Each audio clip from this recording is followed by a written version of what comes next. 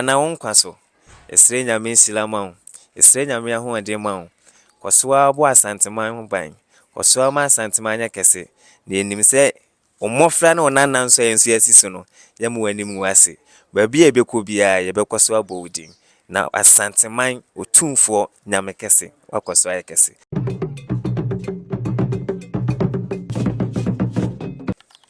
Yani nua bɛma wɔ ha yɛpɛse yɛne ne twetwe nkɔmɔ ora pacha odin ne de sɛ Medin de aban asanteni a odi aban odi ankasa de sɛ mede same same mebacha ɔyɛ asanteni anaasɛ biribi na de wabɛpia nom sei meyɛ asantene pio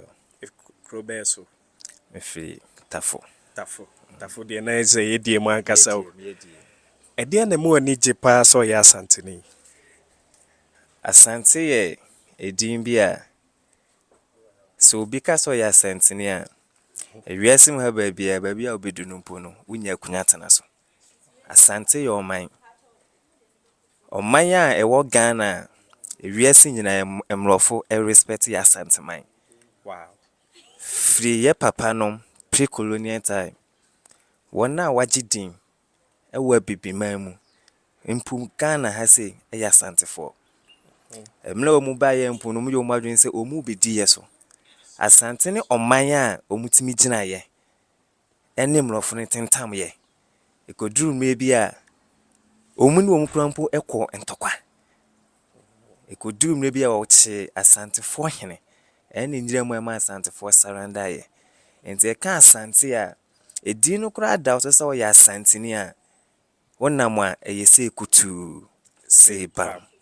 ɛbɛda ase paa na yɛahwɛ hu sɛ asanteni biara nim n'abakɔsɛm ɛno musua no school anaasɛ munyini ba na ne yɛde tete mo Onse asase so anaasɛ wiase mu aduane a wagya ne wo napɛ no yɛwo a wofiri ase nyinaa wo nso wobɛpɛ sɛ aduane no. Esan sɛ meyɛ asanteni na medɔ ɔman a mewɔ mu ɛne kura a mewɔ mu nti no